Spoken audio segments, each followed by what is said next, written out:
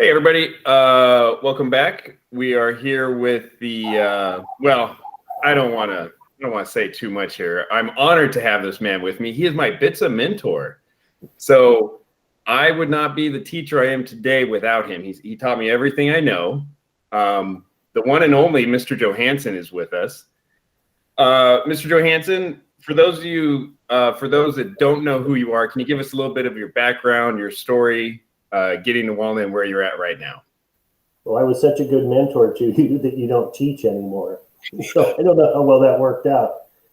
I am a former student from Walnut. I was a freshman in 1978. I graduated in 82. I started coaching at Walnut in 1983 for girls basketball and softball. And then I was hired in 1990 as a full-time teacher.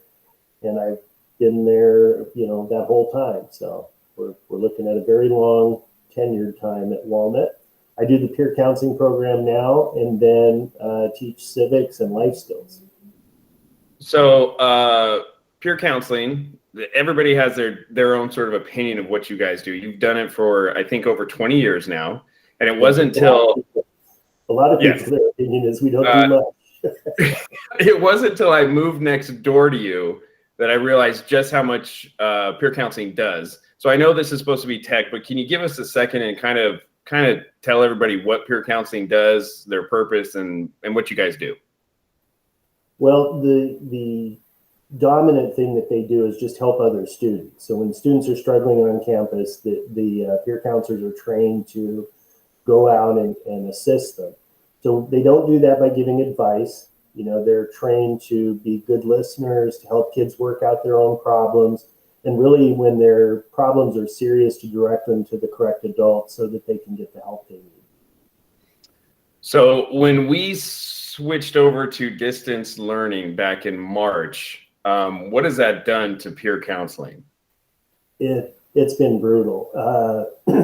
We're trying, the kids are trying, the school psychs, the GLCs, the principal, everybody's working to help, but we have a lot of really sad, hurting kids.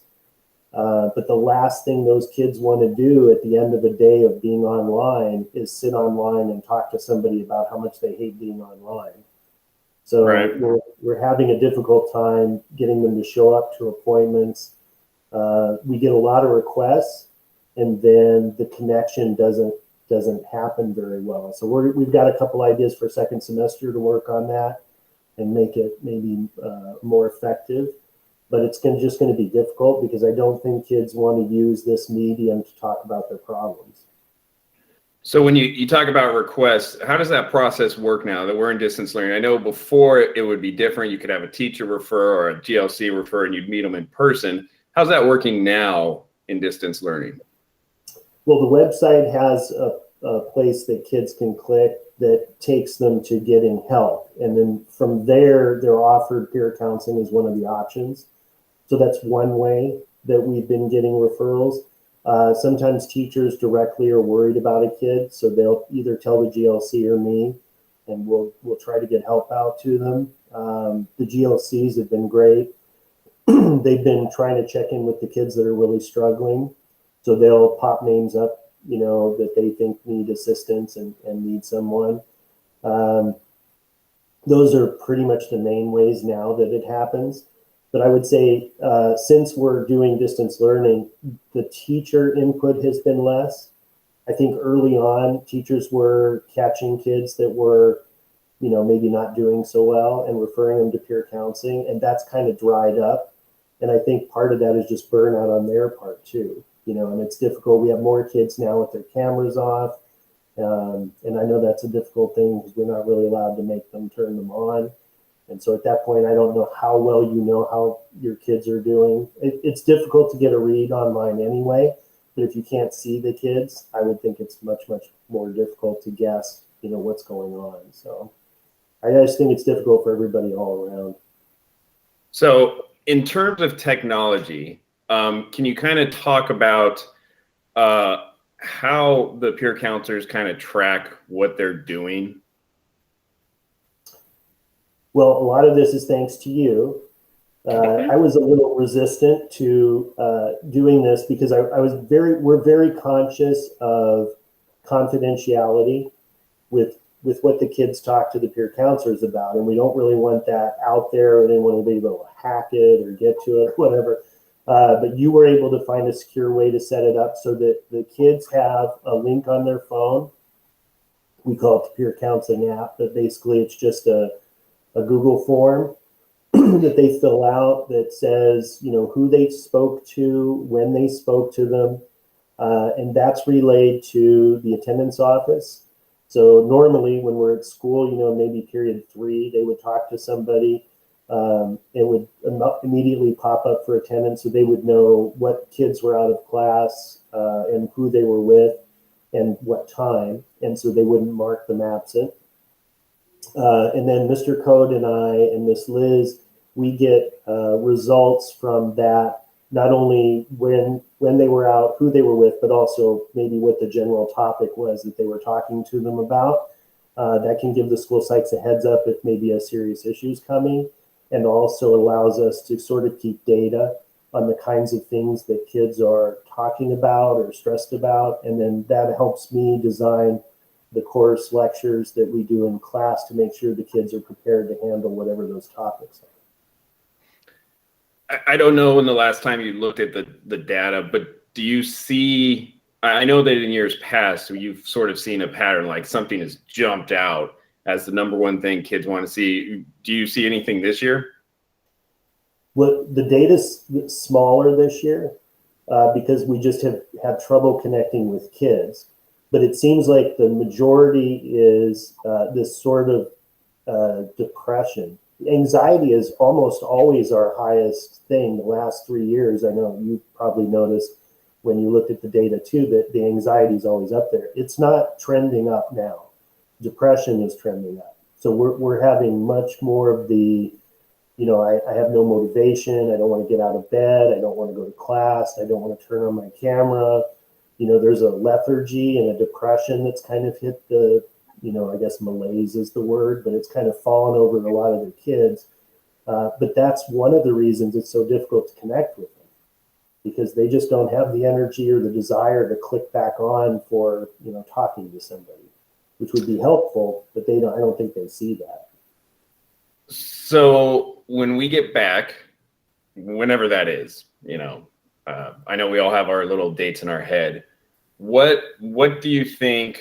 Is there anything that you've done during distance learning with peer counseling that you want to continue, or do you just want to get back to status quo, everybody back together?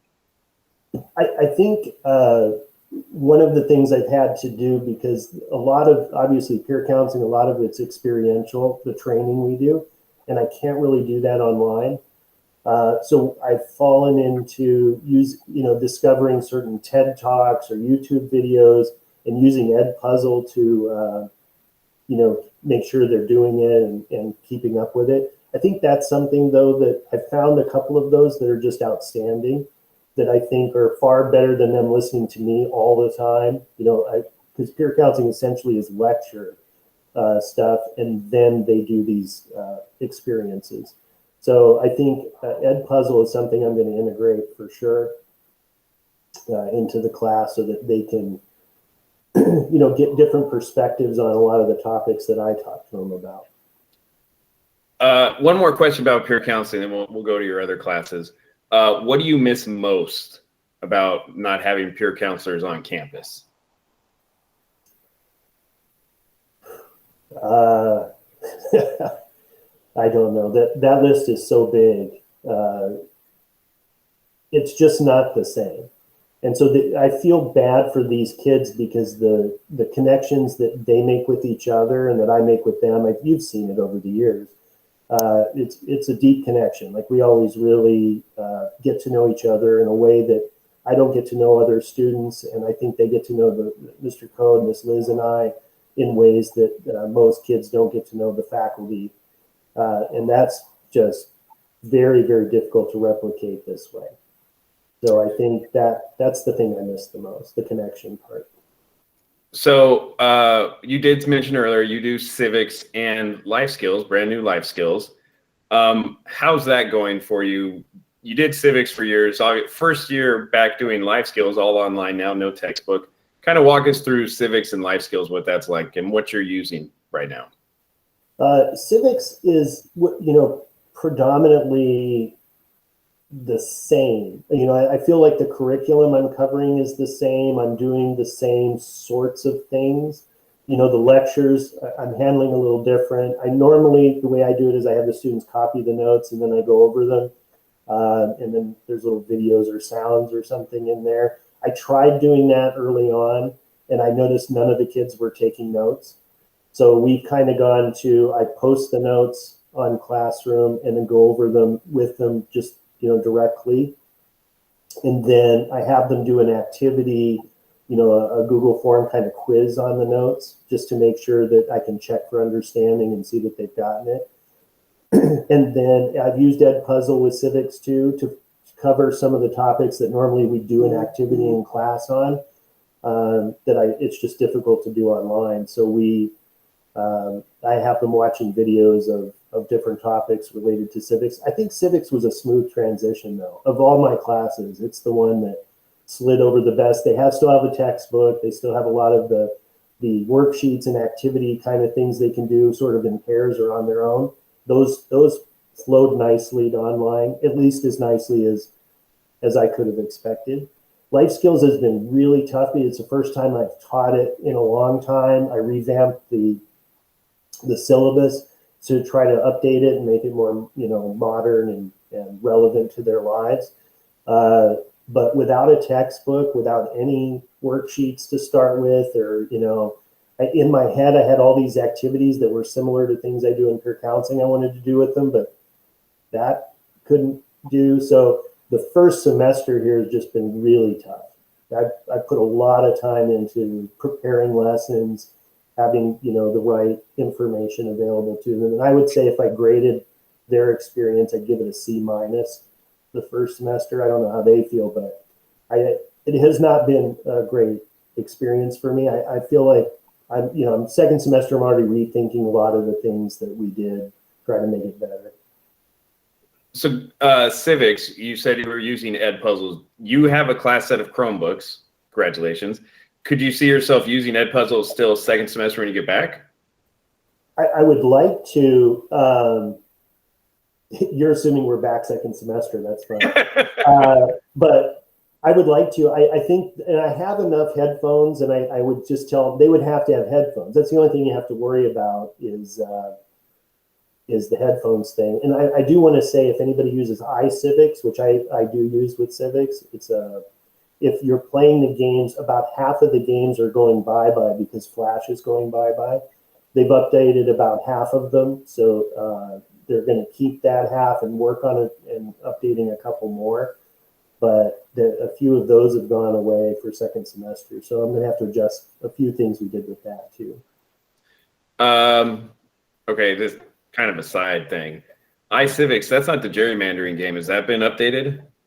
No, I don't know what's going to happen with that. We did do it first semester, but I may not be able to do it second semester because I think Flash is gone at the end of December. So yeah, it is. Yeah, so I think that unless they've worked on it, and the last time I checked, which was in October, they hadn't updated it yet.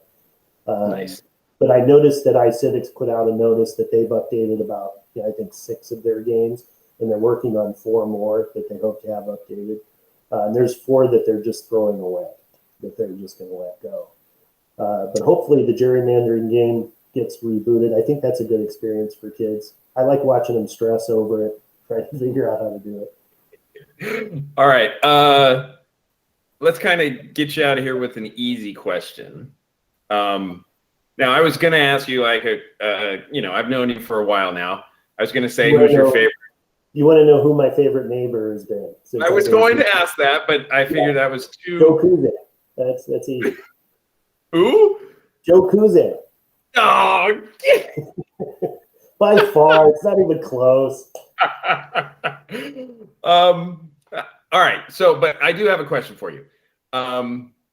You've been on this campus for a long time. You said that since 80s on.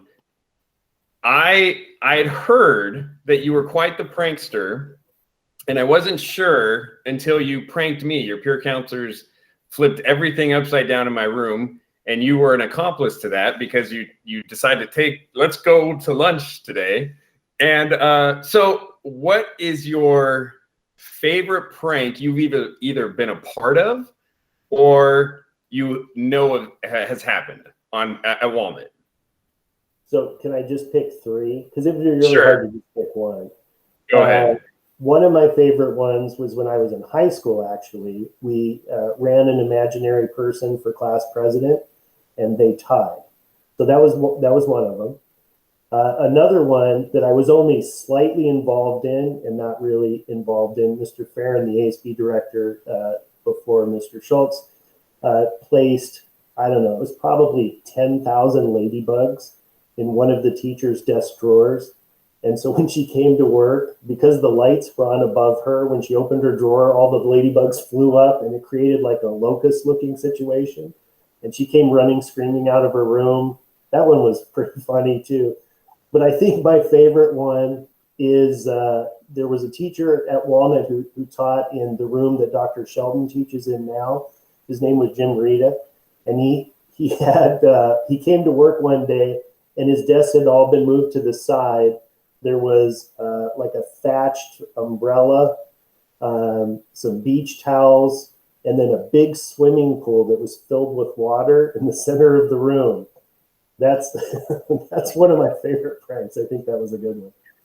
Oh, well, I enjoyed talking to you. I miss being your next door neighbor. I know you got a fancy room out of it, but I know you're going to miss me sliding open that door every period and just saying whatever. But I appreciate you coming on, and I think we will be back in 2021. I don't know what month in 2021, but we will be back. I can't wait to see you guys.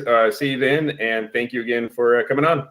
Well, you've done a great job keeping our tech stuff moving. I know that you've been instrumental in peer counseling, getting we do our apps online and all that because of you. So thanks for all of that. And I don't really miss you coming in the middle of my teaching, though. Okay, everybody, thank you for watching, and we'll look forward to you on the next one. Thanks.